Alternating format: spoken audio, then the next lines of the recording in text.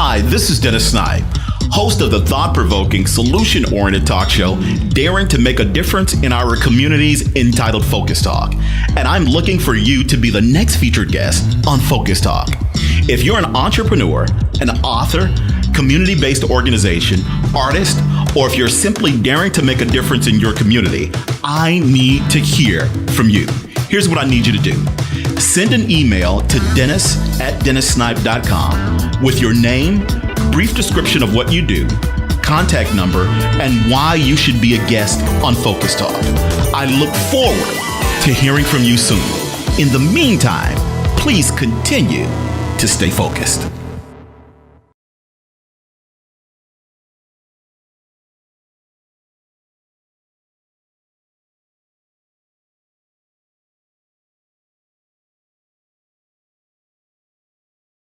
You're in tune to Chicago's most popular college music radio station. 89.3 is WKKC. This is Focus Talk, the thought-provoking, solution-oriented talk show, daring to make a difference in our communities. We're talking on a regular basis. Why? Because the answers really matter. What are we talking about?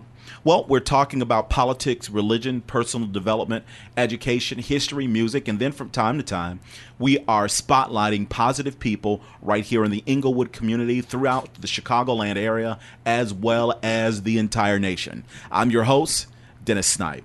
Joining me today in the studio is author Yulonda E. Hampton, and she has created the book entitled You're Entitled, Petition the Black Man. Ms. Hampton, how are you today? I'm good. How are you doing, Dennis? I am well. Thank you so very much for coming out and being a part of today's show. Now, let's get right into it.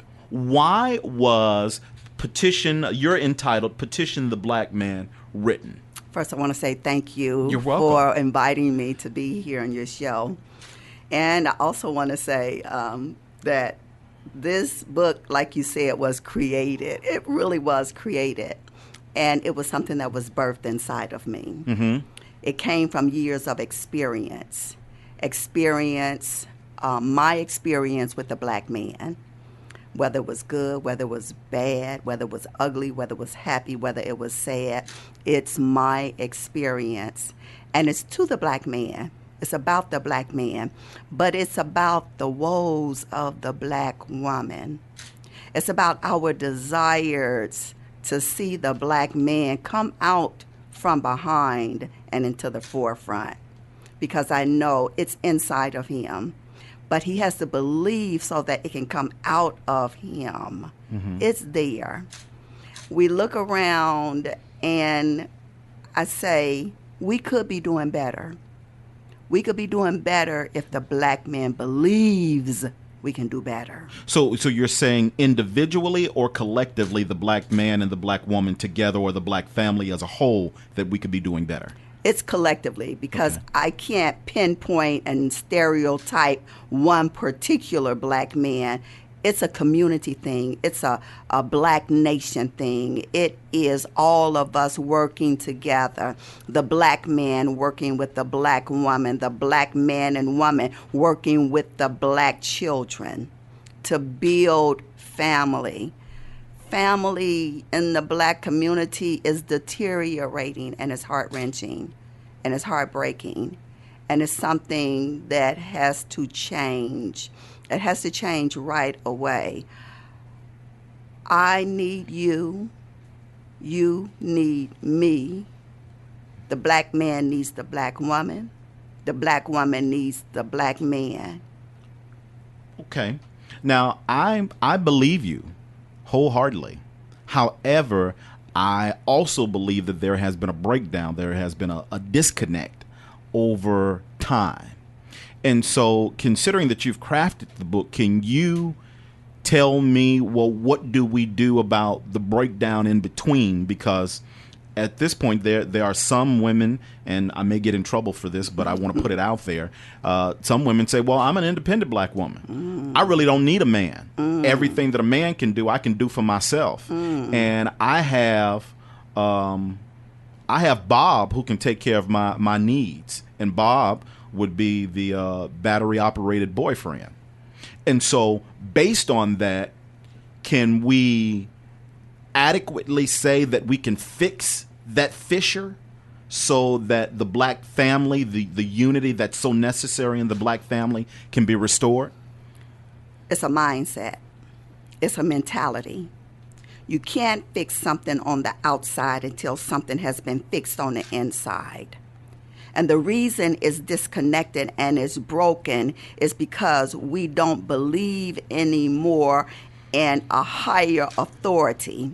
We don't believe in the superimposition of the Almighty God. And I got to take you there because he is the one that gives us the power and the authority to raise up men and women and children to be family. Now, I believe you. However, let me stop you there because I am in the 40-something, 50 generation, and I remember coming up, my parents made me go to church. I didn't have a choice. And as I grew up, some of my peers said, well, when I get older and I can make a choice, I'm not going to church. Nor am I making my children go to church. And some believe that we are seeing the effects of that now because we are dealing with a quote unquote godless society. So if this has gone on for such a long period of time, at least I'm what, at least one generation, 2 generations that hasn't known anything about a quote unquote higher power. So again, how do we fix yet another fissure? We have to start right where we are. And if we start right where we are, we can't change our past. We begin here and now. Mm-hmm. I want black men to know that regardless of what's going on in the world, we need you all. And I'm not trying to say that we can't make it without you. That's not the point I'm saying. The point is I can make it better with you than I can without you. I'm not supposed to raise children without their fathers, their dads. Women are not supposed to do that. We need the black man to stand up and say, I'm going to sacrifice again. I'm going to sacrifice for my children. I'm going to sacrifice for my wife. I'm going to sacrifice for my woman. Mm-hmm. That sacrifice is almost gone. So is it safe to say, am I hearing you say that the sacrifices have not been made? Absolutely. Okay. They're dwindling away. There are not many men that will die for their woman, die for their children, fight for their wife, fight for their children. This is nothing against individuals. It's a collective thing, just like you were saying earlier. It's us coming together and saying, the black woman belongs to the black man. The black children belongs to the black man. The black community belongs to the black man. The black church belongs to the black man. This is yours. We're your responsibility. And I'm not talking about the ones that's going off the deep end. Okay. I'm saying you are in charge. You were given the responsibility to be in leadership. You were given the responsibility to be the head. Now, women are believing, black man can't tell me nothing. Black man can't lead me, and I don't believe he has the leadership skills. Why? Because of the deception. The deception that is triggering our children and daughters and sons to say, he ain't doing it, I ain't gonna do it either.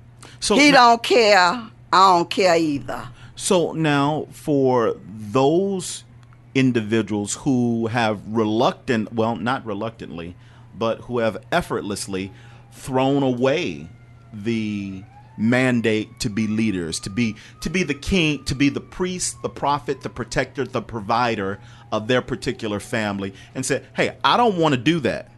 I want to be a pimp. And I want to be able to have all the women come to me.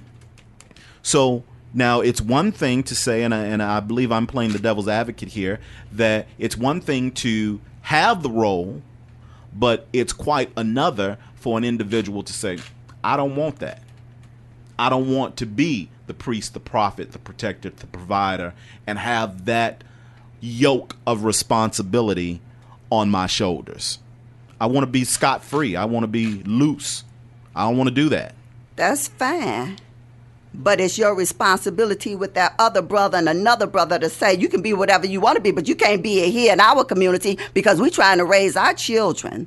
We're trying to educate our young. You want to be a pimp, you want to be a drug dealer, you want to be a drug pusher, good, go someplace else and do it. But we're not going to tolerate you doing it here. That's what I want my black brother to start doing. Well, now, here's another aspect, Ms. Hampton. It seems as if, though, that, and let's go all the way back to Dr. Martin Luther King.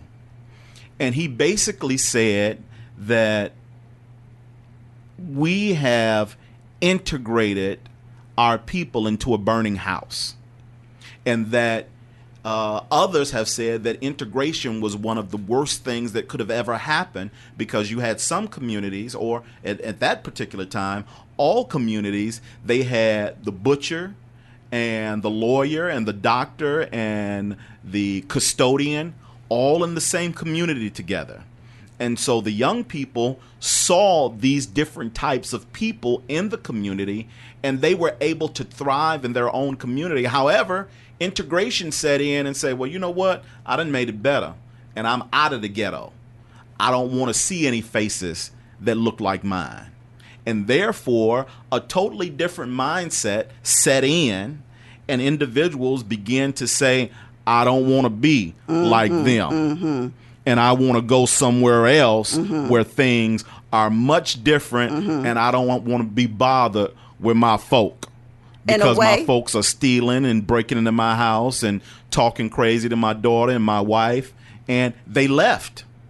And the community began to go into disrepair. And then the same thing with the churches, because many of the churches would only open on Sundays.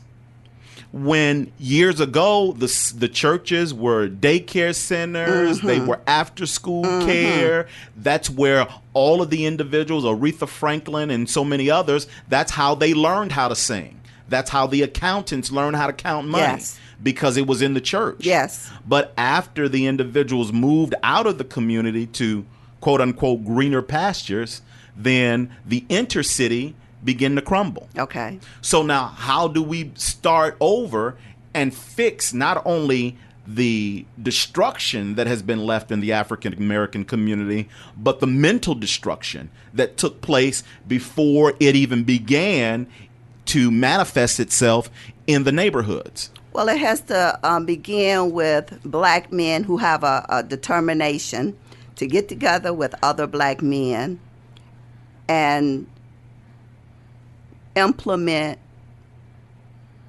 a human service department Unpack by that. black men.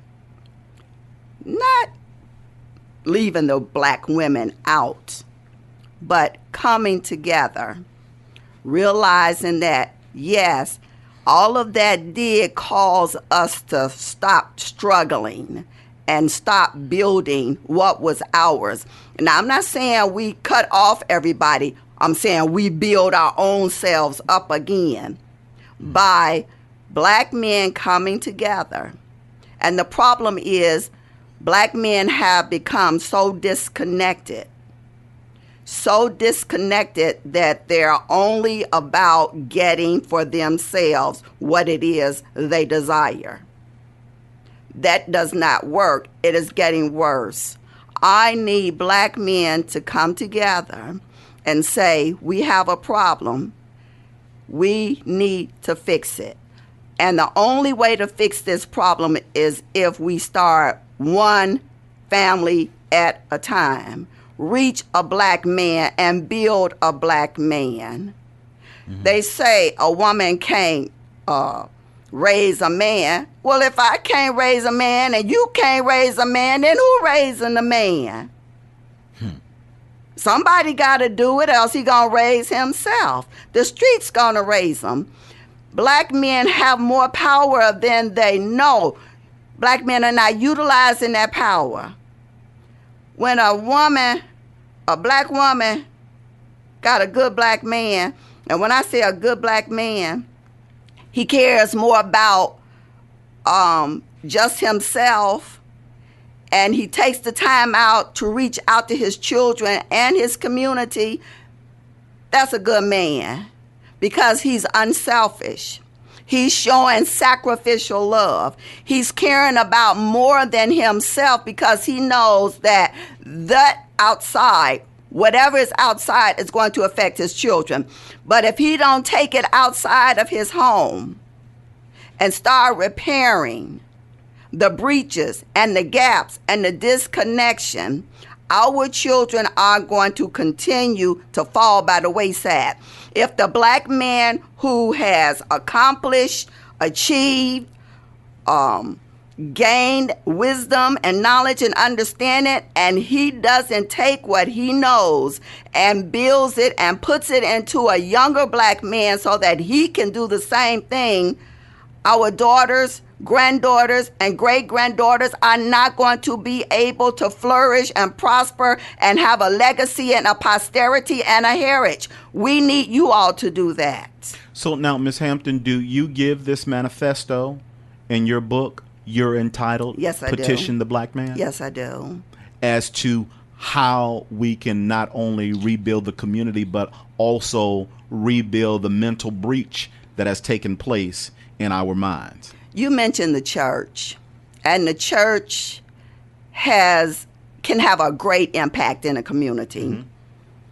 But you said only on Sunday, mm-hmm. and then maybe one day during the week. Mm-hmm. That big old building only open on Sunday and one day during the... I'm sorry, but that's a disgrace. Yeah, and that one day all during of the these week is black just an brothers hour. Out here Mm-hmm. that need somebody to reach out to them. I don't care if you went out there 3 by 3 and plucked them out and took them to the church and cleaned them up and had clean clothes for them and fed them and sat them down and made a way for them to realize we care about you. The black man has to do that. We can be right there by your side. We can get the clothes together. We can get the food together. Mm-hmm. We can help with the program. But the work with that man got to come from a black man that has reached a certain level of understanding, of caring, of compassion, of a zeal according to knowledge. It has to be there from the black man. These churches are becoming mega churches, but they need to become mega ministries where they're reaching these black brothers. Because if you don't reach that black brother, my daughter not going to have nobody to marry. My granddaughter not going to have anybody to marry. My great-granddaughter's not going to have anybody to marry. You know that, and I know that. You see it.